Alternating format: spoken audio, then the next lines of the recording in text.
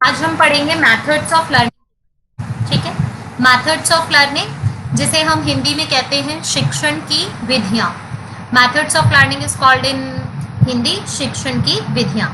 ये जो मेथड्स हैं आपको केवल सीटीपी के अंदर ही इससे रिलेटेड क्वेश्चंस नहीं आते हैं। इससे रिलेटेड क्वेश्चंस आपका EVS, English, maths, each and every subject का जो आपका पेडागोजिकल पार्ट आता है उसके अंतर्गत आपको इससे रिलेटेड क्वेश्चंस मिलेंगे। तो बहुत ही इंपॉर्टेंट टॉपिक है ये, ध्यान से देखिएगा। तो सबसे पहला मेथड है हमारा प्ले वे मेथड, जैसे हम हिंदी में कहते हैं खेल विधि। That is given by Froebel. इसको देने वाले जो व्यक्ति हैं इस विधि को किसके द्वारा बनाया गया था? फ्रॉबेल के द्वारा। This method is introduced by Froebel. And दूसरा मेथड एक और है जो मैंने इसके साथ में लिखा हुआ है, किंडरगार्टन मेथड। किंडरगार्टन मेथड जो था इसको भी फ्रॉबेल के द्वारा ही इंट्रोड्यूस किया गया था। काफी कुछ एक जैसी चीजें हैं इसमें, तो इसलिए मैं इन दोनों को ही एक साथ पढ़ा रही हूँ आपको। ये मेथड फ्रॉबेल ने दिया था और किंडरगार्टन मेथड भी फ्रॉबेल ने दिया था। सबसे पहले किंडरगार्टन स्कूल की गई थी जर्मनी के अंतर्गत। ठीक है, both methods are useful for primary level only, primary and pre primary. We can't taught with the help of playway method and kindergarten method in upper primary classes. So first thing is these methods are useful for primary classes. Both methods are psychological teaching method. दोनों ही शिक्षण विधियां जो है हमारी मनोवैज्ञानिक शिक्षण विधि है। मनोवैज्ञानिक शिक्षण विधि हम उसे कहते हैं जिस मेथड में बच्चों की जो एज है, बच्चों का जो मेंटल लेवल है, उसके अकॉर्डिंग जो मेथड होता है, that method is called psychological method. ठीक है, नेक्स्ट देखते हैं अगली line. Student are motivated in this method. In this method, students are very motivated because every child have interest in playing. Every child have interest in play. हर बच्चे को interest आता है खेलने में। तो जब हर बच्चे को इंटरेस्ट आ रहा है खेलने में, तो हर बच्चा इसमें सीखने के लिए अभिप्रेरित रहता है। We can do overall development of a child with the help of this method. इस विधि के द्वारा बच्चों का सर्वांगीण विकास होता है। सर्वांगीण विकास मतलब कि मेंटल भी हो रहा है, बच्चा जब गेम्स खेल रहा है और हम उसे कुछ सिखा रहे हैं तो फिजिकली भी एक्टिव है, और जब हम उसे कुछ सिखा रहे हैं उसके माध्यम से तो मेंटली भी बच्चा एक्टिव है। इमोशंस जुड़े होते हैं बच्चे के गेम्स के साथ में, टीम में वर्क करना सीखता है बच्चा। तो इसलिए हम कह सकते हैं कि we can do overall development of a child with the help of this method. Student are very active in this method. इस मेथड में बच्चे बहुत ज्यादा एक्टिव होते हैं क्योंकि बच्चों को इंटरेस्ट आता है खेलने में, इसलिए बच्चे एक्टिव भी ज्यादा रहते हैं। ये जो मेथड है हमारा playway method and kindergarten method, both methods are child centred method. दोनों ही मेथड हमारे ऐसे हैं जिनमें कि बच्चा खुद ही एक्टिव रहता है। बच्चा ज्यादा से ज्यादा जहां एक्टिव रहेगा किसी भी मेथड में, अगर ज्यादा काम कर रहा है तो वो चाइल्ड सेंटर्ड मेथड होगा, और अगर उस मेथड में टीचर काम ज्यादा कर रहा है तो मेथड कैसा हो जाएगा? Teacher centred. ठीक है बच्चों, कोई भी मेथड चाइल्ड सेंटर्ड है या टीचर सेंटर्ड है, ये जानने के लिए आपको क्या करना है? ये जानने के लिए आपको देखना है कि काम कौन ज्यादा कर रहा है। अगर बच्चा काम ज्यादा कर रहा है तो चाइल्ड सेंटर्ड होगा, और अगर टीचर काम ज्यादा कर रहा है तो वो मेथड हमारा कैसा होता है? Teacher centred.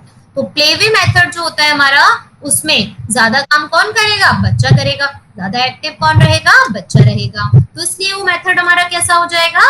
Child centred method. Okay, demerits of this method. देखिए, हर विधि की अपनी कुछ हानियां होती हैं, कुछ सीमाएं होती हैं, कुछ कमियां होती हैं। तो इस मेथड में कौन कौन सी कमियां हैं वो हम देखते हैं। More expensive and time consuming. इस मेथड में टाइम भी ज्यादा लगता है और पैसा भी ज्यादा खर्च होता है, because you need many resources to play. You need resources, you need time, तो इसलिए बहुत ज्यादा टाइम कंज्यूमिंग भी है और साथ ही मेथड एक्सपेंसिव भी है। एक्सेस ऑफ फिजिकल वर्क, इस मेथड में बच्चे को फिजिकली बहुत ज्यादा एक्टिव रहना पड़ता है, इसलिए शारीरिक श्रम की अधिकता होती है इस मेथड के अंतर्गत। Not useful for gifted students, जो गिफ्टेड स्टूडेंट्स होते हैं ना, उनको एब्स्ट्रैक्ट चीजों को सीखने में मजा आता है, तो उनके लिए ये इतना ज्यादा यूजफुल नहीं है। ठीक है, तो हमने इसके क्या क्या करेक्टरिस्टिक्स हैं प्लेवे मेथड की वो भी देख लिया, और कौन कौन सी लिमिटेशंस है वो भी देख लिया। इसके बाद हम देखते हैं अपना अगला method, that method is called activity method. Activity method हमारा, इसको दिया गया था जॉन डीवी के द्वारा। जॉन डीवी से रिलेटेड बहुत सारे क्वेश्चंस आपके एग्जाम में आए हुए हैं प्रीवियसली, तो इसको भी ध्यान से समझिएगा। सबसे पहली चीज, progressive education is introduced by John Dewey, that question is CTET से ही आया हुआ क्वेश्चन है ये। सीटेट में पूछा हुआ था प्रगतिशील शिक्षा के जनक माने जाते हैं, तो John Dewey is known as the father of progressive education. He is associated with the child-centered education. साथ ही बाल केंद्रित शिक्षा के समर्थक भी माने जाते हैं। ये भी क्वेश्चन आया हुआ है कि who is associated with child-centered education. Okay. Father of lab schools, ये भी क्वेश्चन आया हुआ है आपके पेपर में। लैब विद्यालयों की संकल्पना किसने दी थी? तो लैब स्कूल्स का जो कॉन्सेप्ट है that is also given by John Dewey. ठीक है बच्चों, चलिए आगे देखते हैं। फादर ऑफ प्रैग्मेटिज्म, इनको प्रैग्मेटिज्म का भी फादर माना जाता है, प्रयोजनवाद का पिता भी माना जाता है इनको। प्रयोजनवाद जिसमें कि सारी चीजें करके सीखने पर जोर दिया जाता है।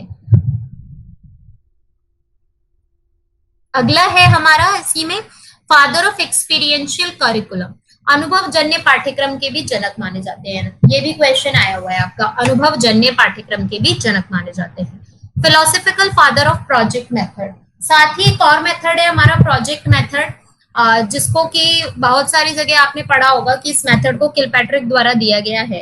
एक्चुअली किलपैट्रिक द्वारा उस मेथड को नहीं दिया गया, उसका जो फिलोसफिकल आइडिया है that is given bye John Dewey. ठीक है, तो इतनी सारी चीजें हैं जो जॉन डीवी ने की हैं। ये भी क्वेश्चन आया हुआ है बेटा, who is known as classical father of project method, ये क्वेश्चन भी आया हुआ है, सीटेट का ही क्वेश्चन है। तो John Dewey is known as philosophical father of project method.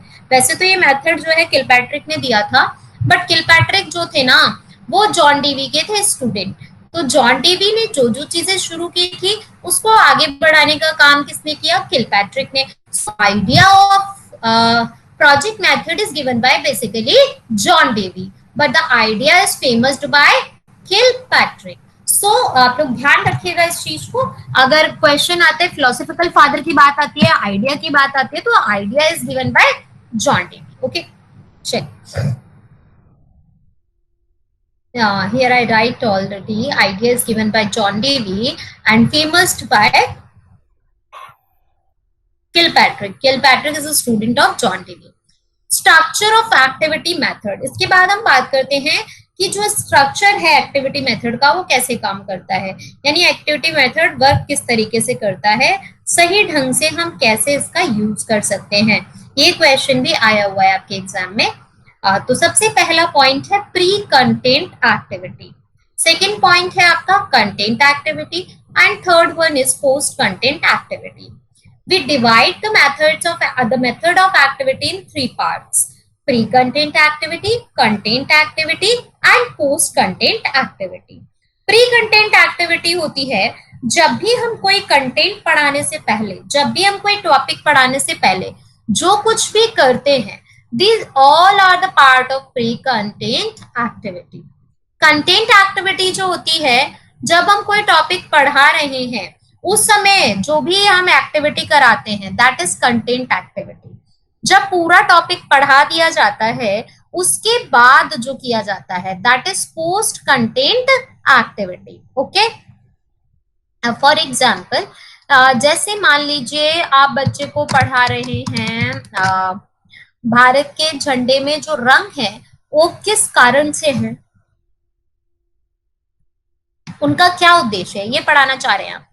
ठीक है, तो प्री कंटेंट एक्टिविटी क्या होगी आपकी, आप बच्चों से कुछ क्वेश्चंस पूछोगे प्रीवियस नॉलेज पर आधारित।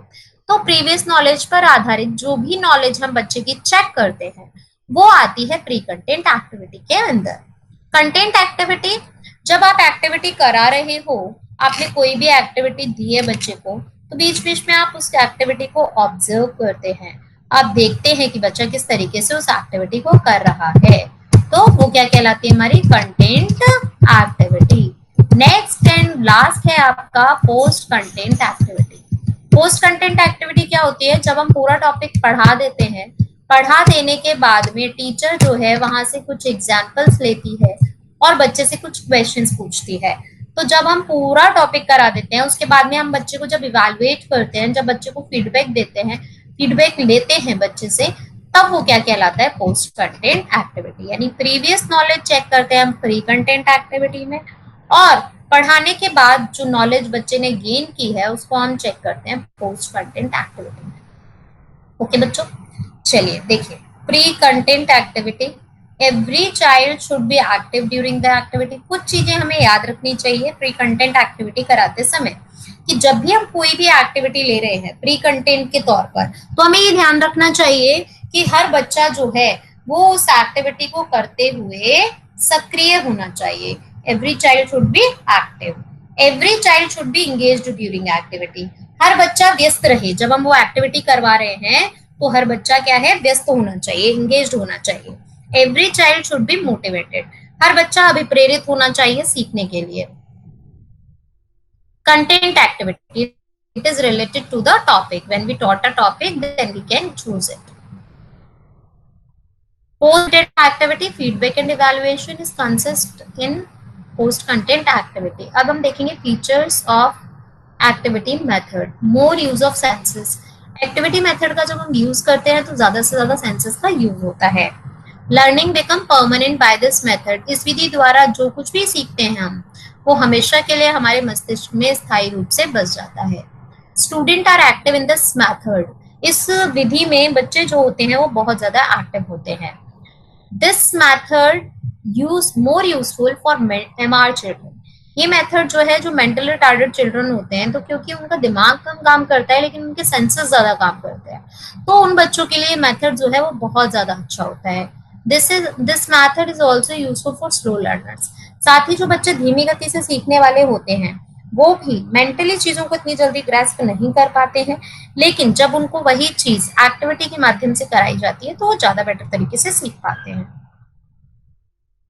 It is a psychological method and it's also a child centred method, ये मेथड भी हमारा कैसा है, चाइल्ड सेंटर्ड है। चलिए अब हम देखते हैं demerits and limitation. More expensive and more time consuming, सबसे बड़ी कमी इसकी यही है कि टाइम कंज्यूमिंग भी है एंड एक्सपेंसिव भी है। देखिए, जो भी मेथड हमारा अच्छा होगा मोस्टली वो एक्सपेंसिव भी होगा और टाइम कंज्यूमिंग भी होगा, यानी उसमें पैसा भी ज्यादा लगेगा और टाइम भी ज्यादा लगेगा। ठीक है बच्चों, यहाँ तक बात समझ में आ गई है। अब बात करते हैं लेक्चर मेथड की। Lecture method is given by Plato. ठीक है, इसको भी 3 पार्ट्स में डिवाइड किया जाता है। सबसे पहला है आपका input, process and output. Input, process and output. तो देखिए, इनपुट देखते हैं हम सबसे पहले क्या होता है। Input, process and output. Input होता है, जैसे एक लेक्चर पढ़ाने से पहले, कोई भी लेक्चर देने से पहले टीचर की जो खुद की तैयारी होती है, टीचर की खुद की जो प्लानिंग होती है, that is the part of input. Process, जो भी आपने प्लानिंग की है, जब उसके अकॉर्डिंग, उस प्लानिंग के अकॉर्डिंगली आप वर्क करते हैं, तब वो क्या कहलाता है, process. And last is output. Output होता है जब हमने पूरा पढ़ा दिया है, पढ़ा देने के बाद में जब हम बच्चों से क्वेश्चंस करते हैं और बच्चों से जैसा भी प्रश्नों का जवाब मिलता है, वही क्या कहलाता है, आउटपुट।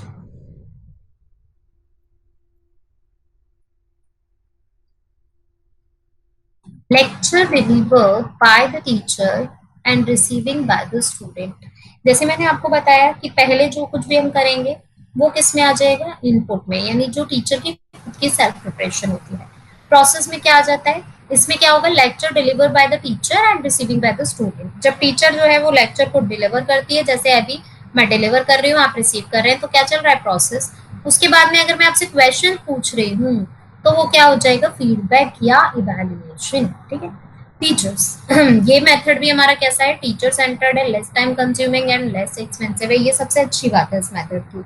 इस मेथड में सबसे कम टाइम लगता है और सबसे ज्यादा कम एक्सपेंसिव होता है, क्योंकि हमें कोई रिसोर्स नहीं चाहिए, सिर्फ एक टीचर चाहिए। We need very efficient teachers for this method, but the problem is that every teacher can't taught with the help of lecture method. हर अध्यापक जो है वो नहीं पढ़ा सकता है आपको लेक्चर मेथड के द्वारा, क्योंकि लेक्चर मेथड से पढ़ाने के लिए बहुत ज्यादा नॉलेज की जरूरत होती है।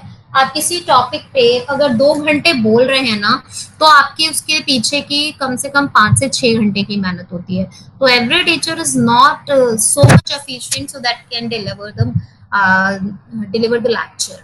मोर useful for gifted student. Gifted student को इस मेथड से पढ़ने में बहुत ही ज्यादा मजा आता है। मोर यूजफुल फॉर ऑडियो लर्नर। जो ऑडियो लर्नर हैं हमारे, जो ऐसे बच्चे हैं जो ब्लाइंड हैं, उनके लिए मेथड बहुत अच्छा होता है, क्योंकि वो कैसे सीख सकते हैं, सुनकर सीख सकते हैं। Demerits and limitations. None place to the thoughts of child. इसमें क्या होता है, शिक्षक ही बोलता रहता है, बोलता रहता है, बोलता रहता है, बच्चों के जो विचार होते हैं उनको कोई स्थान नहीं मिलता। ऑथेरिएंटेटिव मेथड है, control in the hand of teacher. इसमें क्या होता है, सारा जो कंट्रोल होता है, सारी जो पावर होती है, वो सिर्फ किसके हाथ में होती है, टीचर के हाथ में होती है। आपको ऑलरेडी बताया है, इसके फिलोसॉफिकल फादर जो है वो कौन है, John Dewey. And this method is famous bye Kilpatrick. Kilpatrick is the student of John Dewey, so that method famous by Kilpatrick and given by John Davy. Principles of project method. Principles of project method का मतलब है कि जब भी हम project method को use करते हैं तो किन किन चीजों का हमें ध्यान रखना चाहिए और किन चीजों का ध्यान रखकर हमारा जो प्रोजेक्ट मेथड है वो सक्सेसफुल हो सकता है।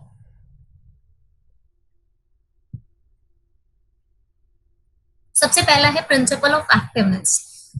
जब भी हम कोई प्रोजेक्ट बच्चों को दे रहे हैं तो हमें प्रोजेक्ट को ये ध्यान में रखकर देना चाहिए कि बच्चा जब उस प्रोजेक्ट को कर रहा है तो बच्चा एक्टिव होना चाहिए, यानी पैसिव मैनर में बच्चा नहीं होना चाहिए। Principle of linking with daily routine life. जो भी हम बच्चे को प्रोजेक्ट दे रहे हैं, it should be related with the daily routine life of child. As अभी हम ऑनलाइन क्लासेस ले रहे हैं बच्चों की, जो स्कूल गोइंग स्टूडेंट्स हैं, तो अभी बच्चों को जो प्रोजेक्ट के टॉपिक्स दिए जा रहे हैं, कोविड-19 के दौरान आपने किस तरीके के बदलाव अपनी लाइफ में देखे हैं। बच्चों को मास्क बनाने के लिए बोला जा रहा है, हैंड सैनिटाइजर घर पे कैसे बना सकते हैं। तो कुछ ऐसी चीजें हम दे रहे हैं जो कि अभी जो चेंजेस सोसाइटी के अंदर हो रहे हैं, अभी जो चेंजेस उनकी डेली लाइफ के अंदर हो रहे हैं, वो उससे रिलेटेड होते हैं। नेक्स्ट आता है प्रिंसिपल ऑफ चाइल्ड सेंटर्डनेस। हम जो भी बच्चे को प्रोजेक्ट दे रहे हैं, ये ध्यान रखना चाहिए कि वो प्रोजेक्ट जो है वो बच्चे के द्वारा ही किया जाए, बच्चे के हिसाब से, बच्चे के इंटरेस्ट के हिसाब से होना चाहिए। Principle of individual differences. अब हम ये देखते हैं कि एक क्लास में सारे बच्चे एक जैसे तो नहीं होते हैं, सारे बच्चों का इंटरेस्ट एक जैसा नहीं होता है। तो अगर सारे बच्चों का इंटरेस्ट एक जैसा नहीं है,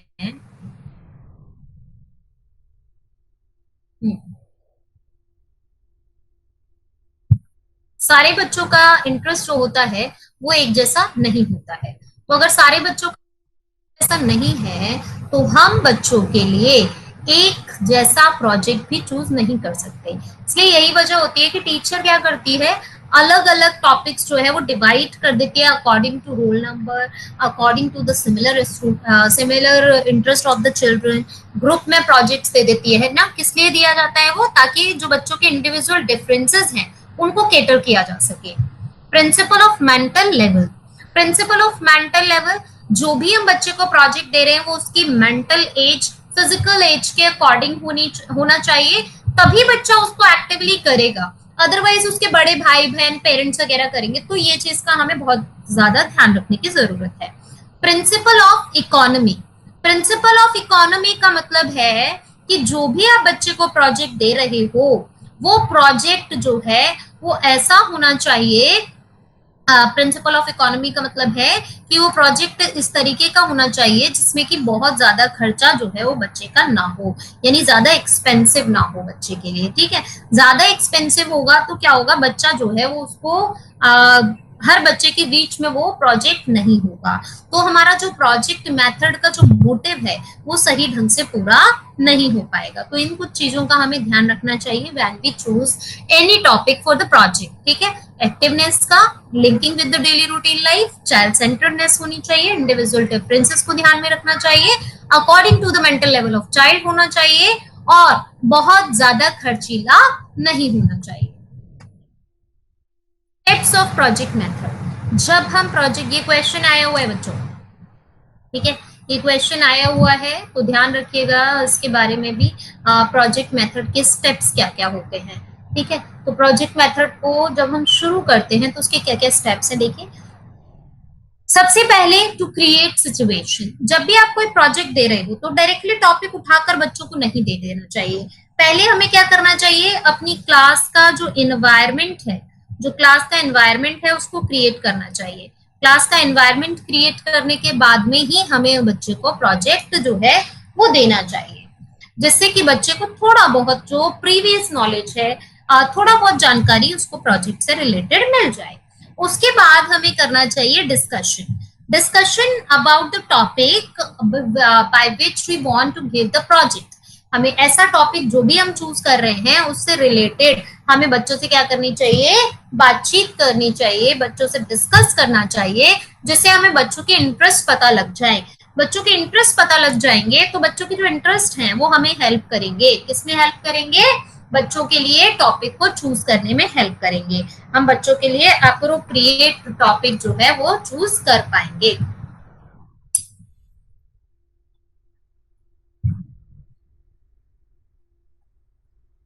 देन आता है selection of topic.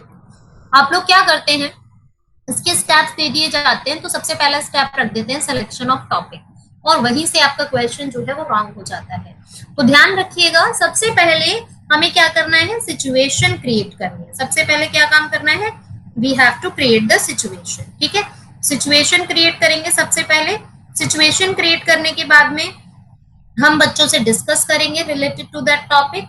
After the discussion हम क्या करेंगे, सिलेक्शन ऑफ टॉपिक, डिस्कस करके हम बच्चे के लिए टॉपिक को सेलेक्ट करेंगे। ओके, एंड देन आता है प्लानिंग, हम प्लान करेंगे। अब हम प्लान करेंगे कि बच्चे को जब हमने टॉपिक दे दिया तो यहाँ से काम शुरू होता है बच्चे का। बच्चा प्लानिंग करेगा कि कैसे उसको अपने प्रोजेक्ट को कंप्लीट करना है। ठीक है, तो प्लानिंग, जैसे कि आप घर बनाना होता है तो घर बनाने से पहले हम एक मैप बनाते हैं, map is the part of plan. Similarly अगर मान लीजिए हमने बच्चे को दिया है कि फॉरेस्ट का आपको एक मॉडल बनाना है, तो फॉरेस्ट का मॉडल बनाना जो है उसको अब बच्चा प्लान करता है अपने माइंड में, उसका एक मॉडल क्रिएट होता है कि मैं थर्माकोल शीट का यूज करूंगा, उसके ऊपर ग्रीन वेलवेट पेपर लगाऊंगा।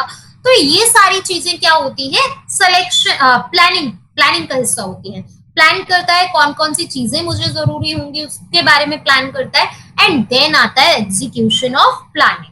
जब बच्चे ने प्लानिंग कर ली, अब उस प्लानिंग के अकॉर्डिंगली बच्चा वर्क करना शुरू करता है। तो जब आपने जो भी प्लानिंग की है उसके अकॉर्डिंगली बच्चा काम करना शुरू कर रहा है, तो that is called execution of planning. Okay, चलिए नेक्स्ट आता है recording and reporting, that is done by the teacher. आप टीचर क्या करती है, हर बच्चे का जो भी उसने प्रोजेक्ट बनाया उससे रिलेटेड एक शॉर्ट रिकॉर्ड तैयार करती है कि ये टॉपिक हमारे द्वारा दिया गया था, बच्चे ने ये चीजें इसमें की हैं, इसके अंदर ये अच्छी चीजें थी और ये नेगेटिव पॉइंट्स थे, अगर इनका ध्यान रखा जाए तो प्रोजेक्ट जो है वो और ज्यादा बेटर हो सकता था। ठीक है, तो टीचर क्या कर रही है, रिपोर्ट लिख के रखेगी। यहाँ तक बात समझ में आ गई। तो ये है हमारे प्रोजेक्ट मेथड के रिकॉर्डिंग, रिपोर्टिंग, एंड देन आता है इवैल्यूएशन। जो भी आपको मार्क्स देना है या जो भी ग्रेडिंग देनी है, on the basis of that you can give the grading. जैसे 9th-10th क्लास में प्रोजेक्ट ही होता है, आजकल 20 मार्क्स का प्रोजेक्ट होता है। तो बोर्ड में जो मार्क्स होते हैं 100 में से जो 20 मार्क्स होते हैं वो स्कूल के हाथ में होते हैं, और स्कूल उसमें कोई भी एक प्रोजेक्ट जो है वो बच्चों को दे देता है। ठीक है, अच्छा चलिए आगे देखते हैं features of project method. This method is useful for upper primary and higher level. ये क्वेश्चन बेटा आपको साइंस पेडागोजी पेपर 2 के बच्चे जो हैं उनका मैथ साइंस वाले जो है मैथ्स में और आपको साइंस के पोर्शन में ये मिलेंगे क्वेश्चन इसके पेडागोजी वाले पोर्शन में। और जो बच्चे एसएसटी वाले हैं पेपर 2 वाले उनको एसएसटी में जरूर मिलेगा प्रोजेक्ट मेथड का एक क्वेश्चन जरूर आता है। देखिए बच्चों this method is useful for upper primary and higher level. ये मेथड आप प्राइमरी लेवल पर यूज बिल्कुल भी नहीं कर सकते हैं। ये मेथड जो है ये सिर्फ अपर प्राइमरी लेवल पे ही आएगा यानी इसके क्वेश्चन पेपर 1 में नहीं आएंगे। This method develop self learning in a child. ये विधि बच्चे में स्व अधिगम को विकसित करती है। सेल्फ लर्निंग क्यों कि बच्चा प्रोजेक्ट जो कर रहा है उसको बच्चे को अपने आप करना है, अपने आप उसको क्या करना पड़ेगा सारी चीजें सर्च करनी पड़ेंगी। तो इसलिए ये कैसा हो जाता है बच्चे के अंदर सेल्फ लर्निंग को डेवलप करता है। This method more useful for gifted student. Gifted students को बहुत ज्यादा मजा आता है इस मेथड से पढ़ने में क्योंकि इनकी जो खुद की पोटेंशियल होती है वो यूज करने का यहाँ पे उनको मौका मिलता है। This method more useful for social science mathematics and science. ये मेथड जो है ये बहुत ज्यादा यूजफुल है किन सब्जेक्ट्स के लिए social science mathematics and science जैसे सब्जेक्ट्स के लिए बहुत ज्यादा यूजफुल है। ठीक है चाइल्ड सेंटर्ड मेथड है ये पूरी तरीके से चाइल्ड सेंटर्ड मेथड है क्योंकि बच्चा खुद कर रहा है यहाँ पे सब कुछ।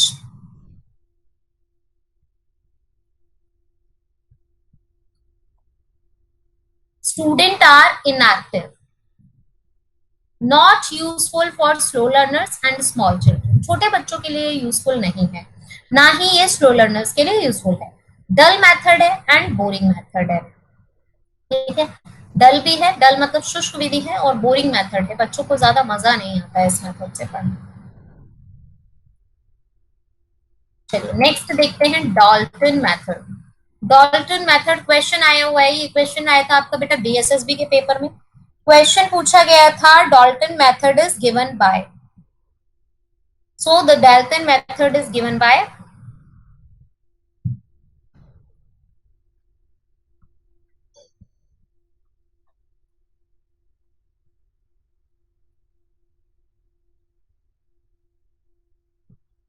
Dalton method is given by Helen Parkhurst. Okay, this method is also known as contract method. इस मेथड को हम दूसरे नाम से भी जानते हैं इस मेथड को कॉन्ट्रैक्ट मेथड या हम इसे ठेका विधि भी कहते हैं हिंदी भाषा में।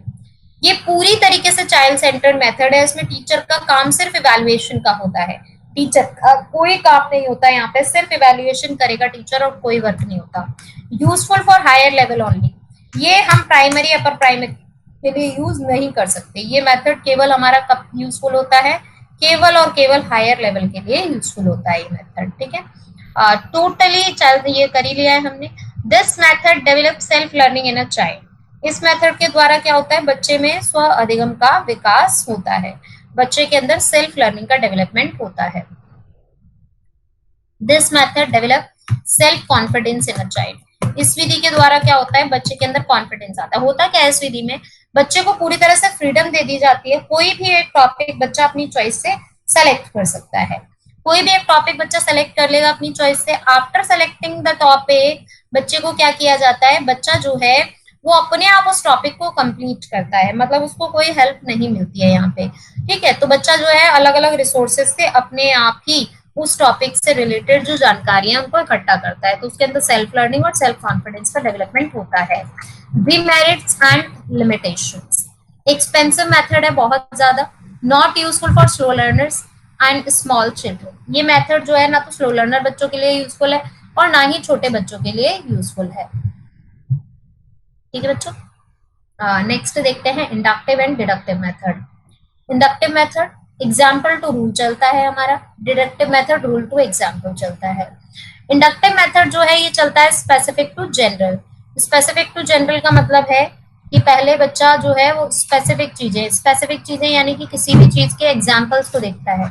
जब तक हम किसी चीज का रूल नहीं पढ़ते तब तक उसके एग्जाम्पल हमारे लिए स्पेसिफिक होते हैं और फिर वो बात करता है रूल की। रूल जो होता है वो जनरलाइज होता है सारी चीजों के लिए एक जैसा होता है। यहाँ चलता है ये जनरल टू स्पेसिफिक। ये क्वेश्चन आया हुआ है बेटा आपका सीटेट में 2-3 बार आ रखा है ये क्वेश्चन। ठीक है इंडक्टिव मेथड चलता है स्पेसिफिक टू जनरल और डिडक्टिव मेथड कैसे चलता है जनरल टू स्पेसिफिक। ये जो टॉप ये वाला जो पॉइंट है ना ये उल्टा लगता है, लेकिन ये सही है बिल्कुल। ठीक है, इंडक्टिव मेथड चलता है कॉन्क्रीट टू एब्स्ट्रैक्ट, और डिडक्टिव मेथड चलता है एब्स्ट्रैक्ट टू कॉन्क्रीट। कॉन्क्रीट का मतलब जो चीजें पहले दिखाई देती हैं बच्चे को, हम उनके बारे में बताते हैं, उसके बाद जो रूल होता है जो बच्चे के लिए विजिबल नहीं होता, जो उसे दिखाई नहीं देता है ना, फिर हम क्या करते हैं, रूल बताते हैं। ठीक है, तो इसलिए कैसा हो जाता है, concrete to abstract, known to unknown. जो चीजें बच्चे के वातावरण का पार्ट है उनको वो ऑलरेडी जानता है, तो इसलिए ये मेथड कैसा चलता है हमारा, known to unknown. Deductive, unknown to known, क्योंकि इसमें हम पहले क्या करते हैं, ऐसी चीजों के बारे में बात करते हैं बच्चे से, जैसे नियम बताते हैं बच्चे को, एग्जाम्पल जो रूल बताते हैं बच्चे को, जो या फॉर्मूला बताते हैं, वो बच्चे के लिए कैसा होता है, अननोन होता है ना। और तो हम यहाँ पे कैसे चल रहे हैं डिडक्टिव में, अननोन टू नोन। पहले बच्चे को रूल बताया जा रहा है और फिर बच्चे को हम क्या कर रहे हैं, एग्जाम्पल दे रहे हैं। इंडक्टिव मेथड को यूज करने के लिए हमें ट्रेन्ड टीचर्स की जरूरत होती है, जो प्रशिक्षित शिक्षक हो, और जो डिडक्टिव मेथड है उसको कोई भी एवरेज टीचर जो है वो यूज कर सकता है। इंडक्टिव मेथड हमारा स्टूडेंट सेंटर्ड है और डिडक्टिव मेथड हमारा टीचर सेंटर्ड है। ठीक है, तो ये दोनों इसमें ये दोनों इसकी इनकी कैरेक्टरिस्टिक्स। अब डिमेरिट्स देखते हैं इंडक्टिव की, टाइम कंज्यूमिंग है बहुत ज्यादा, और डिडक्टिव जो है वो कैसा है, वो बेस्ड ऑन रोट लर्निंग है, यानी इसमें बच्चे को रटना ज्यादा पड़ता है। ठीक है, इसके बाद हम देखते हैं अगला method, heuristic method. Heuristic method जो है that is given bye Armstrong. Armstrong के द्वारा दिया गया था, ये क्वेश्चन भी आया हुआ है। ठीक है, आर्मस्ट्रॉन्ग के द्वारा दिया गया था, क्वेश्चन पूछा गया है कि that method is given bye Armstrong. Chemistry के प्रोफेसर थे ये, नील आर्मस्ट्रॉन्ग नहीं है ये। ठीक है बच्चों, child centred method. Child centred method होता है पूरी तरीके से, ह्यूरिस्टिक का मतलब होता है बेटा खोज। तो इसमें बच्चा क्या करता है, खोज द्वारा सीखता है, अपने आप इन्वेंट करके सीखता है चीजों को। तो ह्यूरिस्टिक मेथड जो है इसीलिए क्या कहलाता है, अन्वेषण विधि या खोज विधि। चाइल्ड सेंटर्ड मेथड है पूरी तरह से, ये भी सिर्फ अपर प्राइमरी और हायर लेवल के लिए यूजफुल है। In this method the work of teacher is only for instruction. इस मेथड में टीचर का काम सिर्फ क्या होता है, इंस्ट्रक्शंस देना होता है। In this method teacher provide natural environment to learning. इसमें हम क्या करते हैं, बच्चे के लिए सिर्फ एनवायरनमेंट क्रिएट करना टीचर का काम होता है। टीचर को एनवायरनमेंट क्रिएट करना होता है, इस तरीके का एनवायरनमेंट क्रिएट करना होता है कि बच्चे जो है वो खुद से सीखें। This method is more useful for gifted students. बच्चों को, जो गिफ्टेड बच्चे होते हैं उनको चीजों को रिसर्च करने में, खोजने में मजा ज्यादा आता है, इसलिए उनके लिए ज्यादा अच्छा होता है। In this method child discover new fact, concept and theories. इसमें बच्चे जो है वो नई कॉन्सेप्ट को, नई थ्योरीज को ढूंढते हैं, खुद से डिस्कवर करते हैं। डिमेरिट्स और लिमिटेशन ये है कि स्लो लर्नर और छोटे बच्चों के लिए यूजफुल नहीं है, और कभी कभी क्या हो जाता है, एक्सेस ऑफ थॉट्स आ जाती हैं। जब हम बच्चों के थॉट्स को लेना शुरू करते हैं तो कभी कभी क्या है, उनके थॉट्स को अरेंज करना मुश्किल हो जाता है ना। Demonstration method. डेमोन्स्ट्रेशन मेथड को किसने दिया है, ऐसा कोई नाम नहीं आता इसके लिए, कोई पर्टिकुलर व्यक्ति नहीं है जिसका नाम हम यहाँ पे कह सके। ठीक है, तो डेमोन्स्ट्रेशन मेथड के फीचर देख लीजिए सीधे। एक तो ये भी जो है हमारा कैसा मेथड होगा, डेमोन्स्ट्रेशन चाइल्ड सेंटर्ड होगा या टीचर सेंटर्ड होगा, टीचर सेंटर्ड होता है ये, क्योंकि मैंने आपको क्या कहा, कोई भी मेथड देख लीजिएगा उठा के, काम कौन ज्यादा कर रहा है, अगर काम बच्चा ज्यादा कर रहा है तो कैसा हो जाएगा वो, चाइल्ड सेंटर्ड हो जाएगा, और अगर काम जो है वो टीचर ज्यादा कर रहा है तो कैसा हो जाएगा, टीचर सेंटर्ड। तो डेमोन्स्ट्रेशन में जब तक टीचर डेमोन्स्ट्रेशन नहीं करेगी, जब तक टीचर नहीं बताएगी, तब तक क्या है, बच्चे कुछ नहीं समझ सकते है ना। तो इसलिए कैसा है ये, टीचर सेंटर्ड। इंटरेस्टिंग मेथड है एंड साइकोलॉजिकल मेथड है। बच्चों को इस मेथड से पढ़ने में मजा भी आता है और बच्चों के लिए मनोवैज्ञानिक दृष्टि से भी अच्छा है।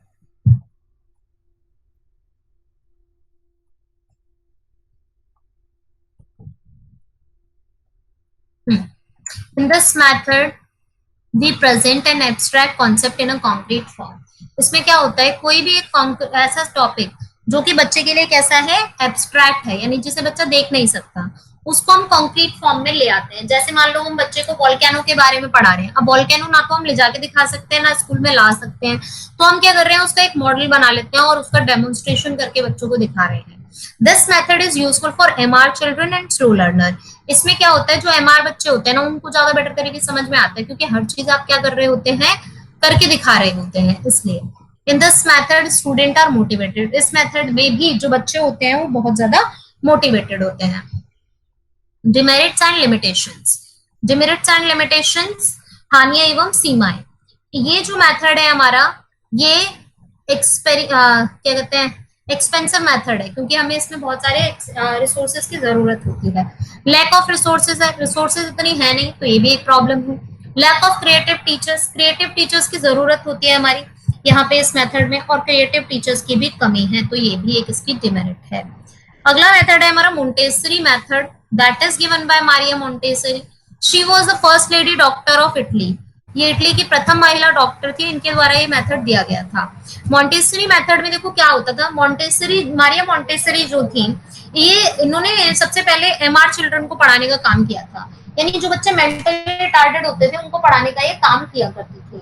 और उन बच्चों को पढ़ाने के लिए ये अपने घर पर ही उन बच्चों को पढ़ाने का काम करती थी। ठीक है, उन बच्चों को जिनका जो आईक्यू लेवल होता था वो 70 से कम होता था, उन बच्चों को अपने घर पे पढ़ाने का काम करती थी। इनका मानना था जो लैंग्वेज के स्किल्स होते हैं ना, वो LSRW नहीं होते, WRSL होते हैं, क्योंकि उन बच्चों को पढ़ाती थी जो कि नॉर्मल बच्चों से अलग थे। तो इनका मानना था कि बच्चे को सबसे पहले क्या करना चाहिए, हमें सबसे पहले हमने सिखा देना चाहिए बच्चे को लिखना, क्योंकि जब तक वो दिमाग उसका इतना डेवलप नहीं हो रहा है कि वो पढ़ पाए, तब तक हम उसको लिखना सिखा दें, फिर हम उसे पढ़ना सिखाएं, फिर बोलना सिखाएं, और फिर वो सही सुन पाएगा। आप जो भी कुछ बोल रहे हैं, पढ़ रहे हैं, लिख रहे हैं, उस चीज को सही ढंग से बच्चा सुन के समझ पाएगा। ठीक है, चलिए। This method focus on the training of senses. इस मेथड में क्या होता था, बच्चों के सेंसेस की ट्रेनिंग पर ज्यादा से ज्यादा जोर दिया जाता था, यानी इसमें हम बच्चों को जो भी कुछ सिखाते थे ना, उनकी सेंसरी नॉलेज से रिलेटेड चीजें बच्चों को सिखाई जाती थी यहाँ पे। ठीक है, नेक्स्ट देखते हैं अगला। This method focus on the training of senses. This method made for mentally retarded children, which I already tells you. The method useful for primary children. ये method सिर्फ primary children के लिए, यानी जो प्राइमरी लेवल है सिर्फ उसी के लिए यूजफुल है। मोर useful for slow learners. Already मैंने आपको कहा कि मेंटल रिटार्डेड के लिए अच्छा है, एमआर चिल्ड्रन के लिए अच्छा है, तो स्लो लर्नर के लिए ऑब्वियसली अच्छा होगा ही होगा। In this method we focus on the language of mathematics. ठीक है, इस मेथड में हम ज्यादा से ज्यादा फोकस करते हैं, method we focus on language and mathematics, यानी यहाँ पे क्या होता है, उन चीजों को ज्यादा सिखाया जाता है जो बच्चे के लिए ज्यादा यूजफुल है। जैसे मैथमेटिकल टैक्टिक्स जो होती है वो सिखा दी जाती है बच्चे को, उंगलियों के द्वारा सेंसेस का यूज करके ज्यादा से ज्यादा सिखाया जाता है। This method focus on the training of motor skills. Motor skills होते हैं हमारे fine and gross motor skills, यानी हाथों के फोर्स का यूज करना, ये सब चीजें बच्चों को ज्यादा से ज्यादा सिखाई जाती है यहाँ पे। That method is totally child centred because we use activities and playing criteria, so that's why that method is child centered method. Next method है हमारा demerits and next है, हम इसकी देखते हैं demerits and limitations, हानियां एवं सीमाएं। सबसे पहले तो यही हो जाएगी कि that method is not useful for primary and higher level, because हमने क्या कहा है, ये मेथड जो है वो सिर्फ प्राइमरी लेवल के लिए यूजफुल है, तो अपर प्राइमरी पे भी यूज नहीं कर सकते आप, हायर लेवल पे भी यूज नहीं हो सकता है। Not useful for gifted students. Gifted students के लिए भी ये मेथड जो है वो यूजफुल नहीं है, क्योंकि हमने पढ़ा कि एमआर चिल्ड्रन के लिए यूजफुल है, स्लो लर्नर के लिए यूजफुल है, और इस मेथड में मेनली जो फोकस किया गया है वो केवल एमआर चिल्ड्रन पर किया गया, ये भी इसकी एक डिमेरिट है। ठीक है, अगला मेथड है हमारा story telling method. Story telling method जो है हमारा, that method is more useful for history teaching. ठीक है, हिस्ट्री के लिए ईवीएस में भी आप यूज कर सकते हो, हिस्ट्री में भी आप यूज कर सकते हो। ठीक है, तो ये मेथड हमारा बहुत ही ज्यादा यूजफुल है कुछ चीजों, सबसे ज्यादा हिस्ट्री के लिए यूजफुल है। ये क्वेश्चन आपका एसएसटी पेडागोजी में आया भी हुआ है कि कौन सा मेथड है हमारा जो हिस्ट्री टीचिंग के लिए सबसे बेस्ट मेथड होता है, तो story telling method is the best method for history teaching, more useful for language and history. ठीक है, लैंग्वेज के लिए तो है ही, क्योंकि कहानी जो है वो एक विधा है भाषा की। टीचर सेंटर्ड मेथड है, टोटली टीचर सेंटर्ड मेथड है, क्योंकि इस मेथड में टीचर जो है वो ज्यादा एक्टिव रहता है। वैसे तो ये इंटरेस्टिंग मेथड होता है बच्चे के बिहाफ पे, बट क्योंकि टीचर जब तक कहानी नहीं सुनाएगी तब तक बच्चों को भी समझ में नहीं आएगा, तो इसलिए मेथड जो हमारा कैसा होता है, टीचर सेंटर्ड होता है। We can develop morality and sociality in a child with the help of this method. हम कोई स्टोरी सुनाते हैं, उसके पीछे उसके अंदर कुछ ना कुछ कहानी के पीछे कोई सार छुपा हुआ होता है, कोई सीख छुपी हुई होती है, कोई ना कोई मैसेज देने वाली होती है वो, जिससे हम क्या कर सकते हैं, बच्चों को मोरालिटी और सोशलिटी के बारे में बता सकते हैं। We can develop imagination power in a child. सबसे महत्वपूर्ण चीज जो इस मेथड से डेवलप होती है वो इमेजिनेशन है। ये क्वेश्चन भी आया हुआ है आपका हिंदी पेडागोजी के अंदर।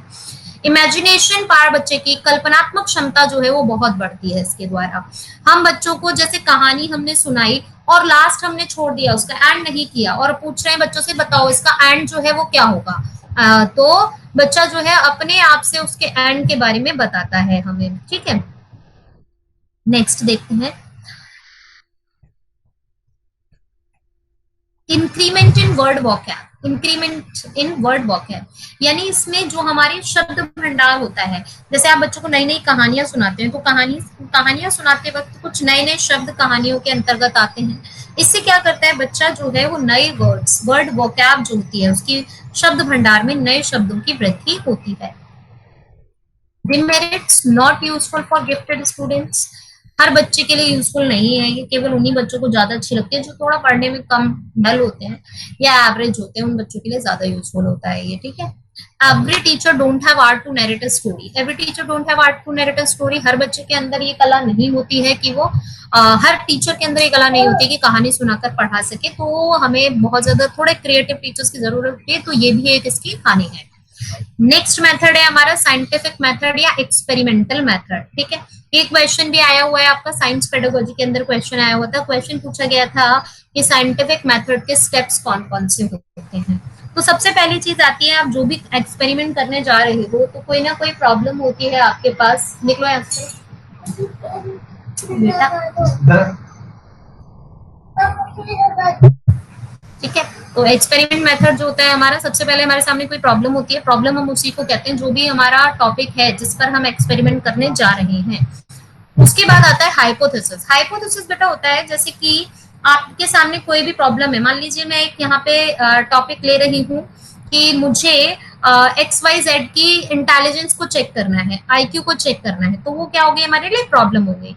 अब हाइपोथेसिस हम बनाते हैं कि एक्स वाई जेड की बुद्धि लब्धि इंटेलिजेंस क्वेश्चन जो होगा वो एवरेज होगा या बिलो एवरेज होगा, या फिर उसमें गिफ्टेड में आएगा, सुपीरियर में आएगा, वेरी सुपीरियर में आएगा।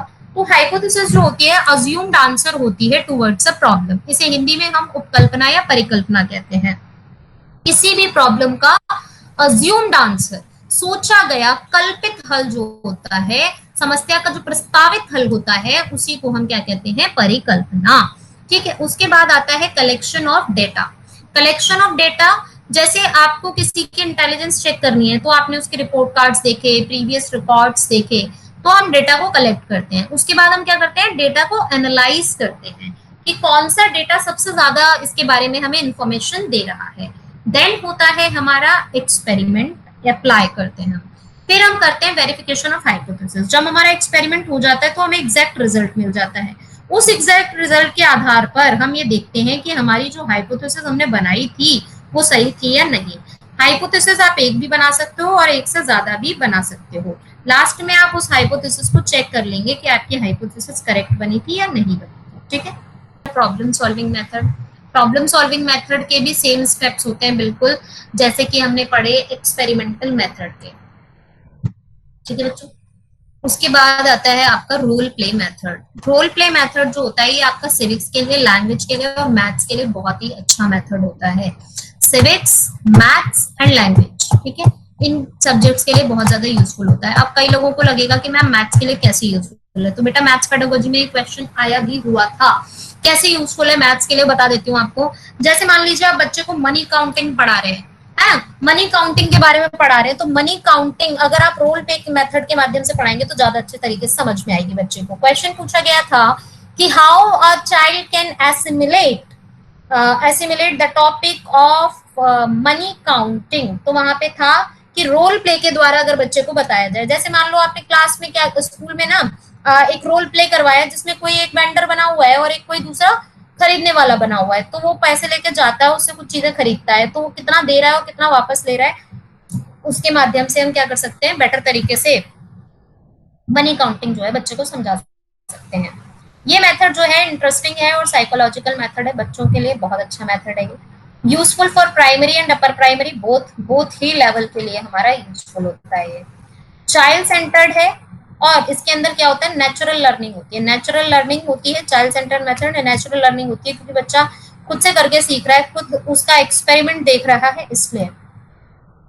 सिविक्स के लिए यूजफुल होती है, यहाँ से भी क्वेश्चन आया था आपका बेटा एसएसटी पेडागोजी के अंदर कि एक टीचर है, बच्चों को पार्लियामेंट के बारे में पढ़ाना चाह रही है, तो पार्लियामेंट की कार्रवाई किस तरीके से होती है ये समझाना चाह रही है, तो हम रोल प्ले कराएं और बच्चों को संसद की तरह ही बिल्कुल बैठा दिया जाए, एक स्पीकर बना दिया जाए, तो बच्चा बेटर तरीके से एसिमिलेट कर पाएगा इस टॉपिक को। Demerits and limitations, very expensive method है आपका, और इंक्रीमेंट डिसिप्लिन रिलेटेड प्रॉब्लम्स, मतलब बच्चे जो है ना बहुत ज्यादा शोर करने लगते हैं, डिसिप्लिन से रिलेटेड जो है वो प्रॉब्लम्स आती हैं यहाँ पे। Sorry, lack of resources, lack of resources, expensive and consuming, time consuming method है, not applicable for every subject, हर सब्जेक्ट को आप नहीं पढ़ा सकते हैं। अगला मेथड आता है हमारा field trip method. Field trip method हमारा सबसे ज्यादा यूजफुल है ईवीएस के लिए और ज्योग्राफी के लिए, दोनों ही में क्वेश्चन आया हुआ है इससे रिलेटेड, ठीक है। हिस्ट्री के भी कुछ टॉपिक पढ़ा सकते हो, जैसे हम मॉन्यूमेंट्स वगैरह के बारे में पढ़ाते हैं बच्चों को, तो child receive direct and permanent knowledge, यानी इस मेथड से बच्चा जो कुछ भी पढ़ता है, जो कुछ भी समझता है फील्ड ट्रिप मेथड के माध्यम से, वो उसकी डायरेक्ट नॉलेज उसको मिलती है और परमानेंट होती है वो knowledge. We provide natural and real environment, इसमें बच्चे को रियल एनवायरनमेंट मिलता है जो भी कुछ सीखता है। इंटरेस्टिंग टीचिंग मेथड है ये बहुत ज्यादा, एंड चाइल्ड सेंटर्ड मेथड है। वेरी एक्सपेंसिव है और डिसिप्लिन रिलेटेड प्रॉब्लम्स होती हैं बच्चों को, अगर हम कहीं लेके जाते हैं तो बहुत ज्यादा सबसे बड़ी प्रॉब्लम टीचर के सामने सबसे बड़ी चुनौती जो आती है वो बच्चों को अरेंज करना, बच्चों को डिसिप्लिन करना आती है। इसके बाद आपके मेथड है डिबेट, डिस्कशन एंड कॉन्वर्सेशन। ये मेथड लगभग लगभग एक जैसे ही है। डिबेट में दो टीम होती है, दो टीमों के बीच में अलग अलग किसी एक ही टॉपिक पर दो टीम बोलती है, एक फेवर में बोलती है और एक अगेंस्ट बोलती है। डिस्कशन में एक ही टॉपिक के बारे में बात होती है। कॉन्वर्सेशन में सिलेक्शन ऑफ टॉपिक होता है, कॉन्वर्सेशन होती है। Result to create the readiness, इसको हम यूज करते हैं बच्चे के अंदर रेडीनेस को क्रिएट करने के लिए। ये दो तरीके से हो सकता है, ग्रुप डिस्कशन भी हो सकता है, इंडिविजुअल भी डिस्कशन हो सकता है। टीचर्स चाइल्ड सेंटर्ड मेथड है सारे ही, more useful for gifted and creative children है। We can give the place to the thoughts of child, इन मेथड्स में बच्चों के जो विचार है उनको स्थान मिल पाता है, बच्चे एक्टिव रहते हैं, इंटरेस्टिंग है और साइकोलॉजिकल मेथड है। ये तीनों मेथड्स की विशेषताएं हैं ये, ठीक है। इसके बाद है demerits, not useful for slow learners and small children, छोटे बच्चों के लिए यूजफुल नहीं है और ना ही स्मॉल चिल्ड्रन के लिए। नॉट यूजफुल फॉर शाई चिल्ड्रन, जो बच्चे शर्मीले होते हैं उनके लिए भी यूजफुल नहीं है।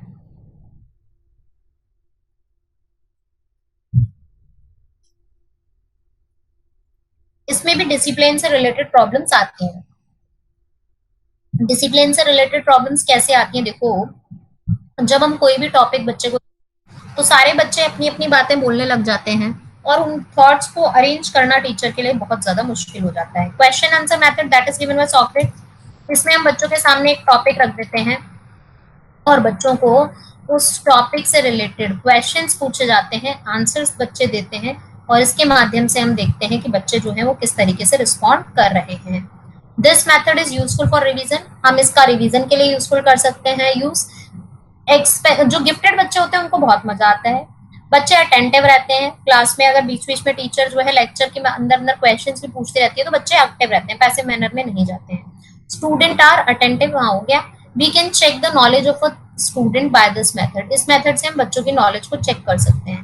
हानियां क्या है इसकी, स्लो लर्नर्स के लिए यूजफुल नहीं है और बच्चों के अंदर इंफीरियोरिटी कॉम्प्लेक्स डेवलप होता है, हीनता की भावना आ जाती है, यानी जो बच्चे आंसर नहीं दे पाते उनको लगता है कि यार हमारी तो बेइज्जती हो रही है, ठीक है। ट्रांस ये हो गया।